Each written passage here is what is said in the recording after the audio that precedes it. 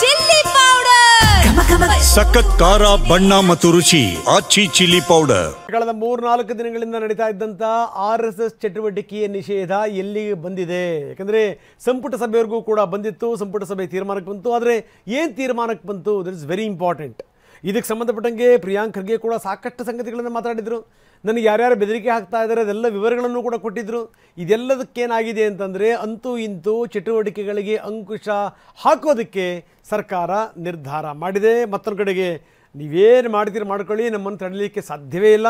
ಪ್ರಿಯಾಂಕ್ ಕ್ಷೇತ್ರದಲ್ಲೇ ಪಥಸಂಚಲನ ಮಾಡ್ತೀವಿ ಅಂತ ಕಾಂಗ್ರೆಸ್ ಅಂದರೆ BJP ನಾಯಕರು ಘೋಷಣೆ ಮಾಡಿದ್ದಾರೆ. ಹಾಗಾದರೆ ಎಲ್ಲಿಂದ ಎಲ್ಲಿ ತನಕ ಬಂದು ಮುಟ್ಟಿದೆ ಬನ್ನಿ ನೋಡೋಣ.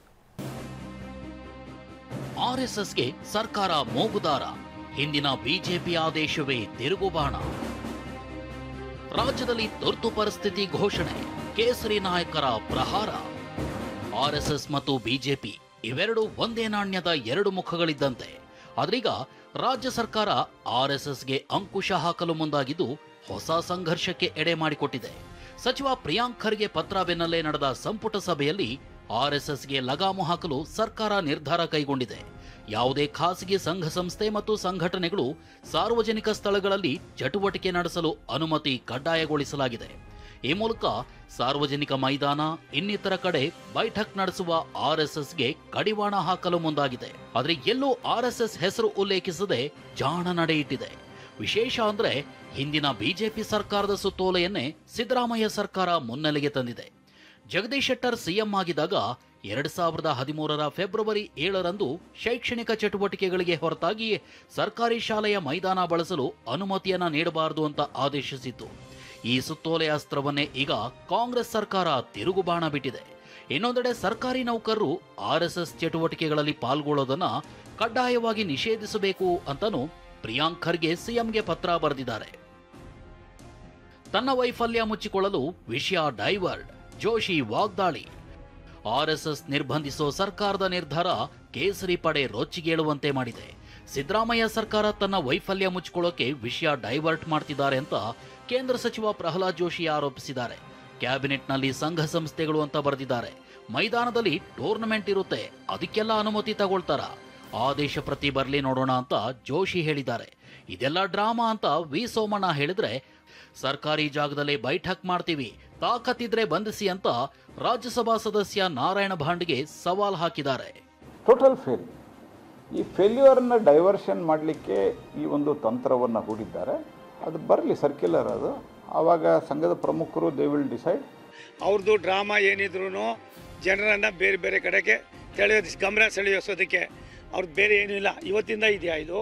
ಅಥವಾ ಸರ್ಕಾರಿ ಆವರಣದಲ್ಲಿ ಕಾರ್ಯಕ್ರಮ ಮಾಡಲಿಕ್ಕೆ ಕೊಡಂಗಿಲ್ಲ ಅಂತಿರಲ್ಲ, ಅದೇ ದಿವಸ ಬಂದು ಸರ್ಕಾರಿ ಆವರಣದಲ್ಲಿ ನಮ್ಮ RSS ಭಗವಾ ಧ್ವಜಕ್ಕೆ ಬಂದು ನಾನು ಪ್ರಣಾಮವನ್ನು ತೆಗೆದುಕೊಂಡು ಹೋಗ್ತೇನೆ. ಅದೇ ದಿವಸ ಬಂದು ಪ್ರಣಾಮ ತಗೋತೇನೆ. ಏನು ಮಾಡ್ತೀರಿ?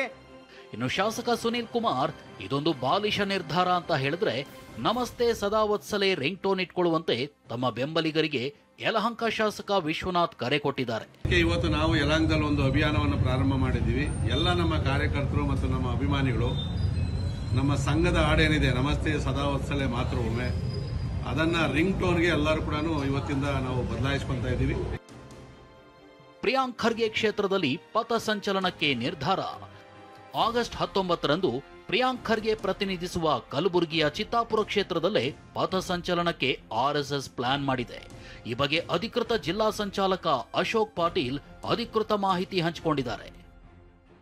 Bureau report, TV9.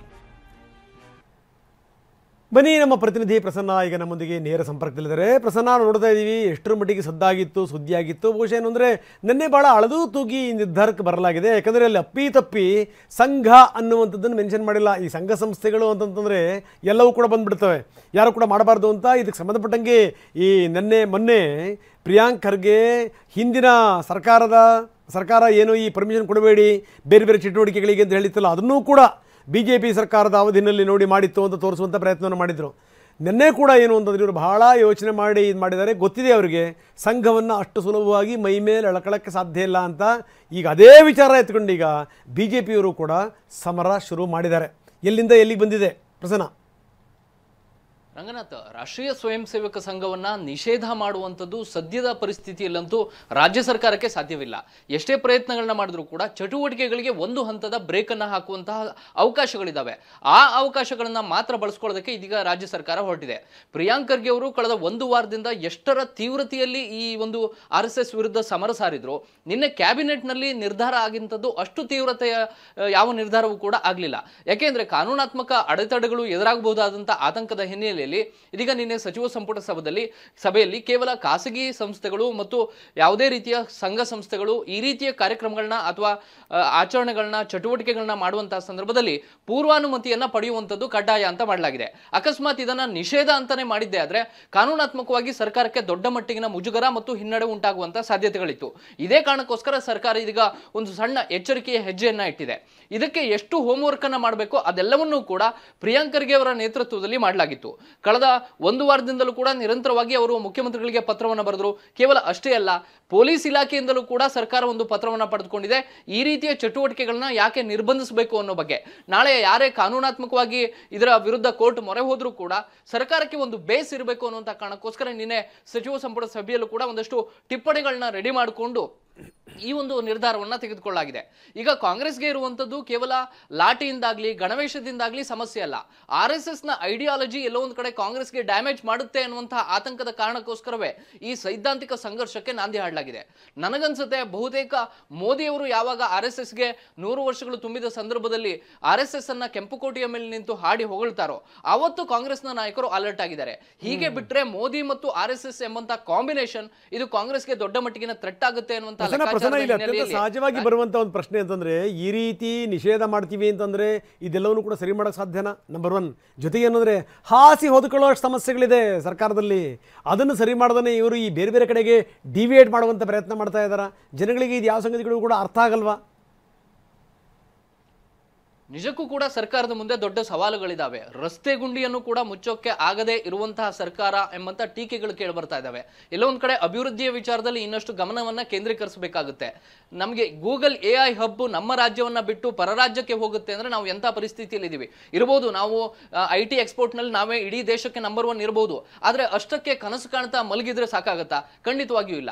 RSS ಅನ್ನ ನಿರ್ಬಂಧ ವಿಧಿಸಬೇಕು ಅಥವಾ RSS ಅನ್ನ ಸೈದ್ಧಾಂತಿಕ ಚಟುವಟಿಕೆಗಳನ್ನ ಬ್ರೇಕ್ ಹಾಕಬೇಕು ಅನ್ನುವಂತ ಸರ್ಕಾರದ ತೀರ್ಮಾನ ಏನಿದೆ, ಇದರ ಜೊತೆಗೆ ಸರ್ಕಾರ ಜನರ ಅಭಿವೃದ್ಧಿಯ ಕಡೆಗೂ ಕೂಡ ಗಮನ ಹರಿಸಬೇಕಂತ ಬಹುದೊಡ್ಡ ಸವಾಲಿದೆ. ಜೊತೆಗೆ ಪ್ರಯತ್ನಗಳು ಎಷ್ಟರ ಮಟ್ಟಿಗೆ ಆಗ್ತಿದಾವೆ ಅಂದ್ರೆ ಉತ್ತರ ನಿಜಕ್ಕೂ ಕೂಡ ಮಸುಕಾಗಿ ಸಿಗ್ತಾ ಇದೆ. ಉತ್ತರ ಕರ್ನಾಟಕ ಭಾಗದಲ್ಲಿ ಮಳೆ ಬಂದಿದೆ, ಅದಕ್ಕೆ ಪರಿಹಾರವನ್ನ ಕೊಡಿಸುವಂತ ನಿಟ್ಟಿನಲ್ಲಿ ಸರ್ಕಾರ ಇಷ್ಟು ದಿಟ್ಟ ಪ್ರಯತ್ನಗಳನ್ನ ಮಾಡಬೇಕಾಗಿತ್ತು. ಮತ್ತು ಬೇರೆ ಬೇರೆ ಅಭಿವೃದ್ಧಿ ಕೆಲಸಗಳ ವಿಚಾರದಲ್ಲಿ ದಿಟ್ಟ ಪ್ರಯತ್ನಗಳನ್ನ ಮಾಡಬೇಕಾಗಿತ್ತು. ಗುತ್ತಿಗೆದಾರರ ಸಮಸ್ಯೆಗಳನ್ನ ಬಗೆಹರಿಸೋದ್ರಲ್ಲಿ ಒಂದು ಗಣನೀಯವಾದಂತಹ ಹೆಜ್ಜೆಯನ್ನ ಇಡಬೇಕಾಗಿತ್ತು. ಆದ್ರೆ ಸರ್ಕಾರ ಎಲ್ಲೋ ಒಂದ್ ಕಡೆ ತನ್ನ ಸೈದ್ಧಾಂತಿಕ ಹೋರಾಟದ ಬಗ್ಗೆ ಹೆಚ್ಚು ಗಮನ ಕೇಂದ್ರೀಕರಿಸಿದೆಯೇನೋ ಅನ್ನುವಂತ ಅನುಮಾನ ಸಹಜವಾಗಿ ಶುರುವಾಗಿದೆ. ರಂಗನಾಥ್, ಓಕೆ, ಧನ್ಯವಾದ ತಮ್ಮೆಲ್ಲ ಮಾಹಿತಿಗೆ.